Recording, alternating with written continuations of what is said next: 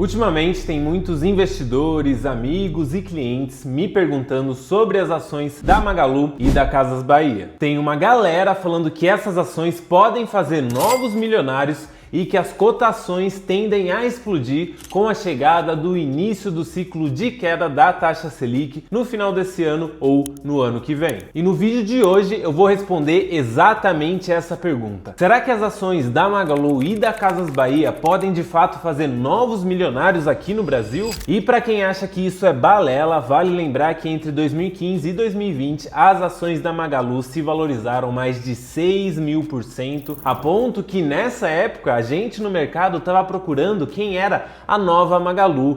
Tudo por conta que a empresa se valorizou muito e naquela época fez de fato milionários. Eu sou o Rodrigo, economista e consultor de investimentos da Dinai Capital, e é exatamente isso que a gente vai analisar no vídeo de hoje. Fica comigo e me conta nos comentários, você acredita nas ações da Magalu e da Casas Bahia? Me responde aí se acredita, se não acredita, se investe, se não investe, nem que te batam, que eu quero saber, e bora lá pro vídeo de hoje sem enrolação.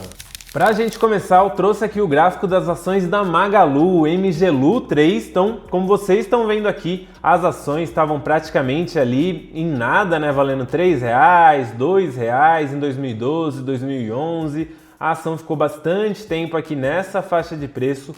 Porém, a partir ali de 2015, 2016 principalmente, as ações explodiram, se valorizaram muito, chegaram ali no pico em 2021 e desde então a coisa tá muito feia. Imagina só, se você comprar ações da Magalu nesse período aqui, você tá amargando um prejuízo gigantesco. Mas o ponto de mostrar a cotação para vocês é que eu quero analisar o quanto que as ações da Magalu subiram naquela guinada, né? Então, se a gente pega aqui, ó, novembro de 2015, ações da Magalu valendo 32 centavos. Desde então até o topo aqui, essas ações se valorizaram 74.000%. Pois é, pessoal, não tem nenhum erro aqui, essas ações se valorizaram muito nesse período. E até se a gente pega aqui períodos mais recentes, que as ações já estavam se valorizando, ó, vamos pegar aqui fevereiro de 2000 e janeiro de 2017, ações a R$ 4,71. Elas se valorizaram aí cerca de 5.000%. E o contrário também é verdadeiro. Então, quando a gente pega aqui desde o pico até a cotação atual, as ações já se desvalorizaram 96%.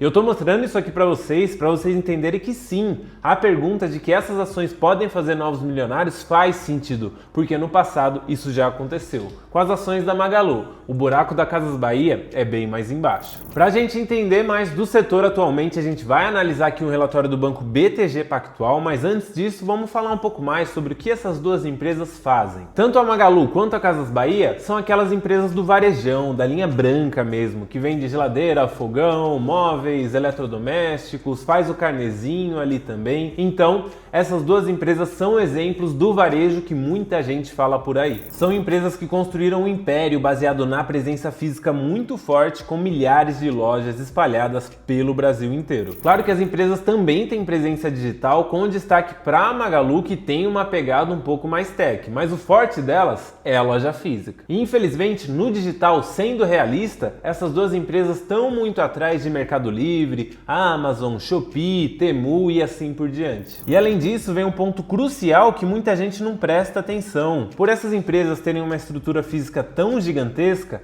milhares de lojas, centros de distribuição, funcionários, essas empresas carregam um endividamento extremamente alto. E na prática, o que isso significa? Significa que em períodos de Selic alta, como é agora, as empresas estão praticamente trabalhando só para pagar essa dívida. E muitas vezes elas nem conseguem pagar o total da dívida e tem que rolar ela para frente. Então, quando a Selic está lá em cima, essas empresas sofrem muito, até porque isso impacta no consumo também, está mais caro conseguir crédito, então as pessoas tendem a reduzir um pouco o consumo, o que bate diretamente na receita dessas empresas. Mas quando a Selic cai, elas têm um efeito muito positivo ali nos resultados, nas operações, e é por isso que tem gente se perguntando se elas são a bola da vez. Bom, eu vou falar minha opinião no final desse vídeo se são ou não, mas bora agora analisar as tendências desse mercado com base no relatório do BTG. Então esse é o relatório do BTG, Varejo e Consumo, Dilemas do E-Commerce, Alavancas e Encargos. Então aqui a gente vai falar principalmente do e-commerce, tá, pessoal?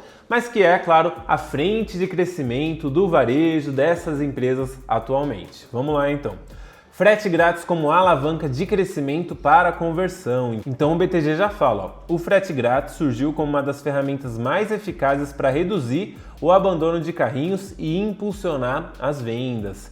E aqui eles sabem que 48% dos compradores online abandonam as compras devido a custos inesperados, tem ali um custo de frete, por exemplo. E além disso, as transações com frete grátis são normalmente 15 a 20% maiores em valor. Ou seja, no fim do dia, o frete grátis é uma alavanca para incentivar as pessoas a comprarem ali no site e também aumentarem o seu pedido, afinal, pode ter um frete grátis mínimo ali, enfim. E olhem só que dado interessante. Segundo relatos, 79% dos membros do Prime da Amazon, citam o frete grátis como principal motivo para a assinatura, reforçando seu papel na aquisição e na retenção. Então aqui nesse primeiro ponto a gente já consegue ver que o frete grátis vai ser usado como arma na concorrência aí entre as empresas do varejo, principalmente ali na questão do e-commerce. Olha outro ponto interessante aqui, uma pesquisa de 2024 revelou que 90% dos compradores preferem varejistas que oferecem frete grátis, enquanto 62% dizem que evitam ativamente lojas que não oferecem. Nesse contexto, a gente vê que o frete grátis não é apenas um diferencial,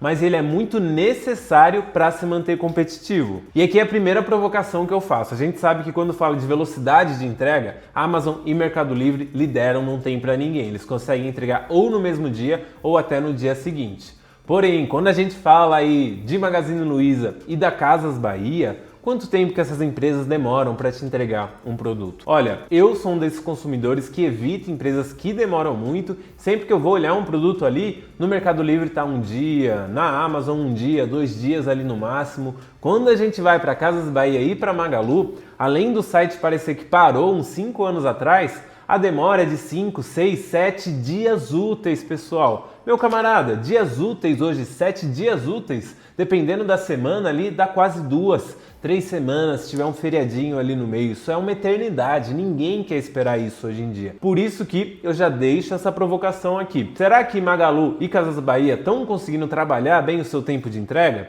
Vou deixar a resposta para vocês. Depois, o BTG já fala aqui, margem sobre pressão, o custo do frete grátis. Claro que entregar frete grátis ali para o consumidor tem um custo e a empresa arca com parte disso. Então, o BTG já destaca, ó, isso ressalta a compensação estratégica, embora o frete grátis impulsione a aquisição de clientes e os gastos dos clientes, mas pode corroer a lucratividade, a menos que seja apoiado por uma infraestrutura em escala, logística avançada ou modelos de receita compensatórios, como programas de assinaturas, que é o caso aqui do Prime. Eu volto com outra provocação. Vocês estão vendo Magalu ou Casas Bahia fazendo alguma coisa dessas aqui? Ter uma infraestrutura com grande escala, uma logística avançada ou até algum programa de assinatura ali? E por fim, o BTG coloca aqui as perspectivas sobre a competição do e-commerce no Brasil.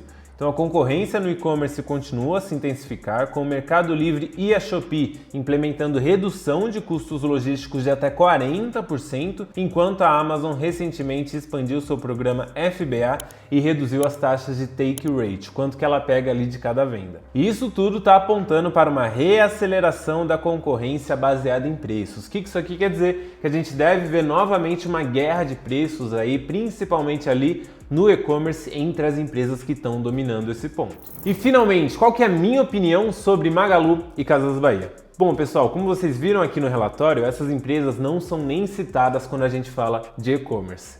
E aí que a gente entra no primeiro problema dessas empresas. Embora elas tenham um digital ali que sim, é robusto, que entrega a receita, ele está muito, mas muito atrás do digital de Mercado Livre, de Amazon, Shopee, Temu e assim por diante.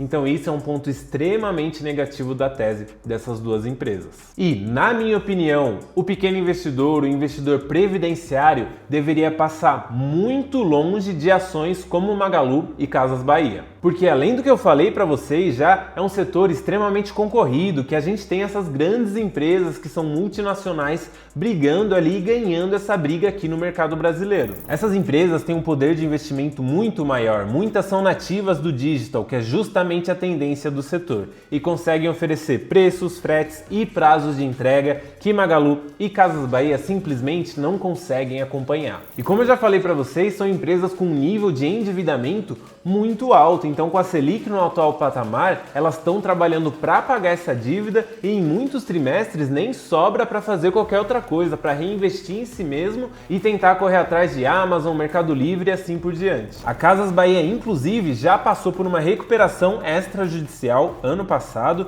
e quando isso acontece, sobra pouco ou nada para investir na própria operação, quanto mais para pagar dividendos. Então, honestamente, pessoal, eu vejo esses papéis atrativos para quem é trader, para quem quer fazer operações ali de um dia, de algumas semanas, porque aí sim faz sentido, são papéis que têm uma volatilidade, uma variação alta e podem fazer sentido para esse fim. E reforço, para quem é investidor de longo prazo, não faz sentido nenhum ter essas ações na carteira. E aí vem a dúvida de muitos. Ah, Rodrigo, mas a gente sabe que a Selic pode cair, né, daqui a um tempo, e essas empresas vão ser beneficiadas, eu vou comprar aqui, pegar um lucro e sair. Calma lá, meu amigão, pode ser que isso não aconteça ou não aconteça na velocidade que a gente está esperando. Basta a gente lembrar que no meio do ano passado a gente estava esperando uma Selic no final do ano em 9%, 8%. E ela terminou o ano ali subindo em 12%, 13% ao ano, agora já está em 15%. Então imagina só, se o cenário muda, a Selic fica muito tempo nesse patamar ou tem até novos aumentos, como que essas empresas vão reagir? Quanto tempo elas vão conseguir resistir ali, como que a cotação vai reagir e o principal, como que o seu dinheiro vai trabalhar estando alocado nessas empresas. Por isso, se o objetivo é investir em empresas que podem ter uma boa valorização aí no médio e longo prazo, por que não investir no setor de tecnologia lá nos Estados Unidos, por exemplo? Que a gente tem empresas que estão liderando aí a corrida da IA, que de fato podem dobrar, triplicar de valor com base em fatos, com base em resultado ali. Novamente, eu fico longe do setor de varejo da linha branca aqui no Brasil e se eu quero crescimento, eu tenho outros lugares que eu acredito que são mais interessantes e seguros para o investidor previdenciário. Bom, pessoal, esse foi o vídeo de hoje, espero que vocês tenham gostado. Lembrando que não é nenhuma recomendação e até a próxima.